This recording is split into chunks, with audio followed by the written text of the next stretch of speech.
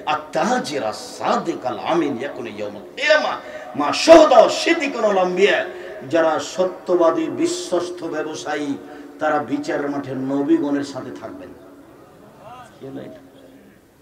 আবার বলছেন আত-তিজারাত মাল কিযব ওয়াল হালাফ, ব্যবসাতে মিথ্যা কথা চলে আসে, কসম চলে আসে।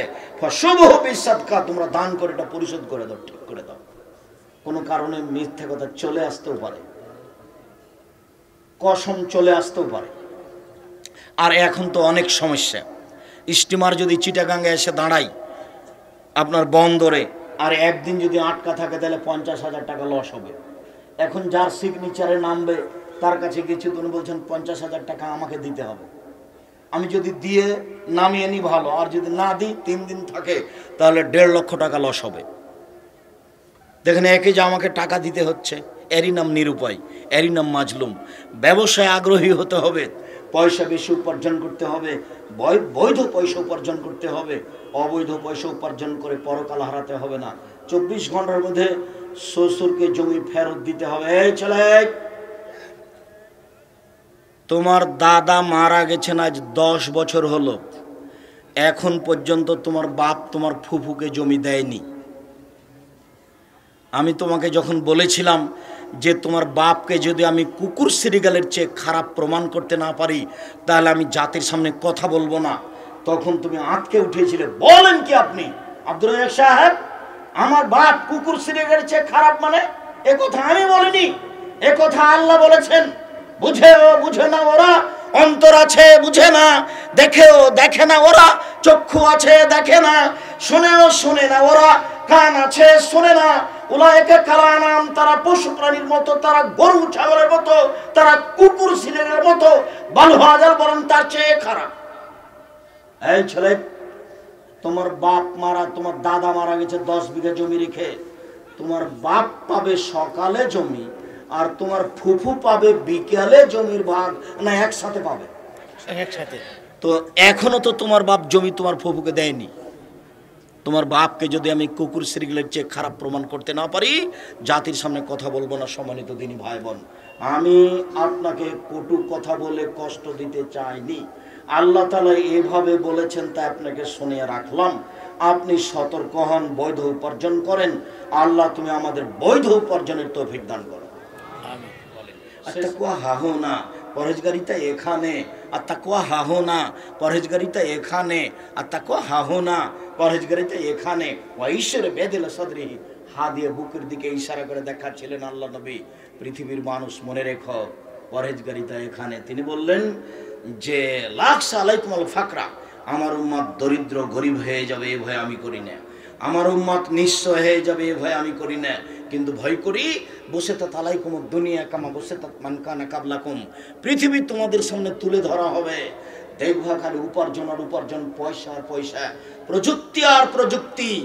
না বুঝে প্রযুক্তির পিছনে লেগে কোটি টাকা ইনকাম করবে, পৃথিবী তোমাকে ধ্বংস করে দিবে।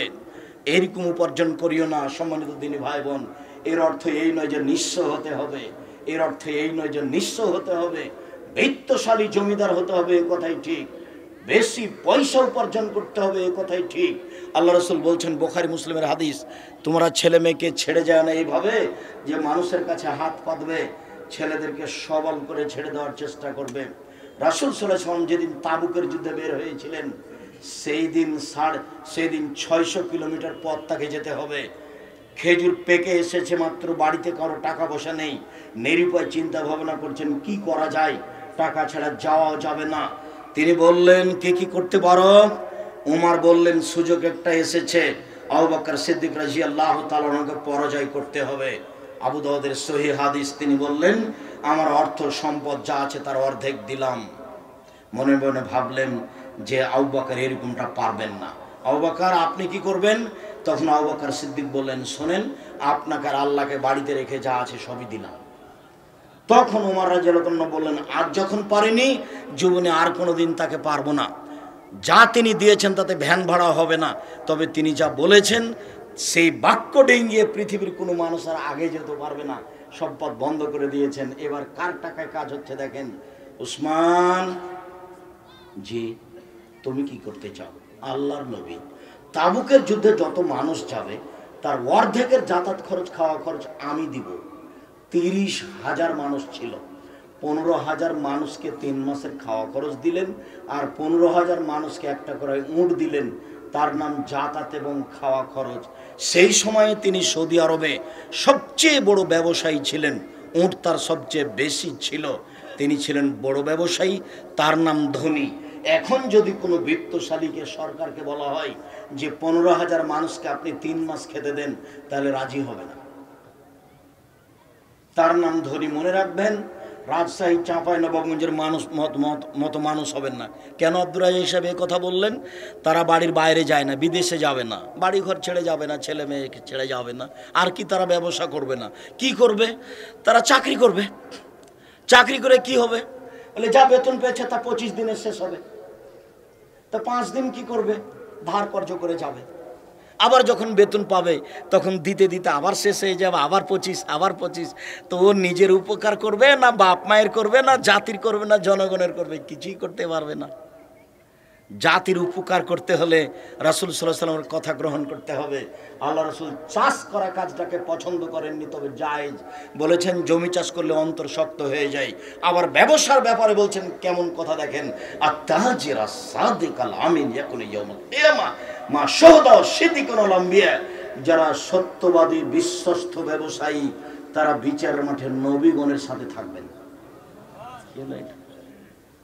আবার বলছেন আর তিজারাত মাল কিদওয়াল হালাফ, ব্যবসাতে মিথ্যা কথা চলে আসে, কসম চলে আসে।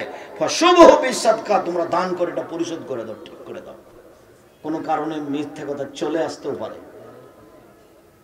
কসম চলে আসতেও পারে। আর এখন তো অনেক সমস্যা। স্টিমার যদি চিটাগাঙ্গে এসে দাঁড়ায় আপনার বন্দরে, আর একদিন যদি আটকা থাকে তাহলে 50,000 টাকা লস হবে। এখন যার সিগনেচারে নামবে তার কাছে গেছি, তিনি বলছেন 50,000 টাকা আমাকে দিতে হবে। আমি যদি দিয়ে নামিয়ে নিই ভালো, আর যদি না দিই 3 দিন থাকে তাহলে 1.5 লক্ষ টাকা লস হবে। দেখেন, একে যে আমাকে টাকা দিতে হচ্ছে, এরই নাম নিরুপায়, এরই নাম মাজলুম। ব্যবসায় আগ্রহী হতে হবে, পয়সা বেশি উপার্জন করতে হবে, বৈধ পয়সা উপার্জন করতে হবে। অবৈধ পয়সা উপার্জন করে পরকাল হারাতে হবে না। 24 ঘন্টার মধ্যে শ্বশুরকে জমি ফেরত দিতে হবে। এই ছেলে, তোমার দাদা মারা গেছেন আজ 10 বছর হলো, এখন পর্যন্ত তোমার বাপ তোমার ফুফুকে জমি দেয়নি।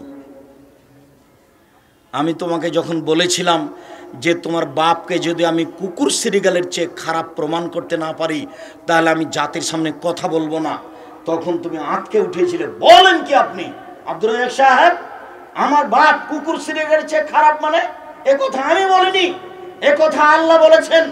বুঝেও বুঝে না ওরা, অন্তর আছে বুঝে না, দেখেও দেখে না ওরা, চক্ষু আছে দেখে না, শুনেও শুনে না ওরা, কান আছে শুনে না। উলায়েকা কালানাম, তারা পশু প্রাণীর মতো, তারা গরু ছাগলের মতো, তারা কুকুর সিলের মতো, বালহাজার বরং তার চেয়ে খারাপ।